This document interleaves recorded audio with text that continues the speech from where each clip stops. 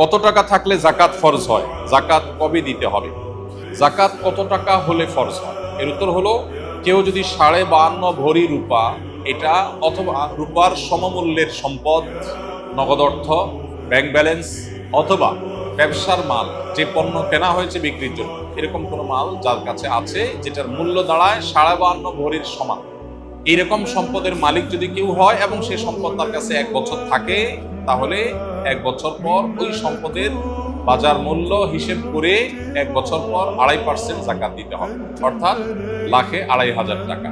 এভাবে হিসাব করে তাকে জাকাত দিতে হবে। বর্তমানে রূপার যে বাজার দর, সেটা হিসাব করলে প্রায় 2.25 লাখ টাকার কাছাকাছি হয় 52.5 ভরি রূপার দাম। এটা ভ্যারি করে, উঠানামা করে।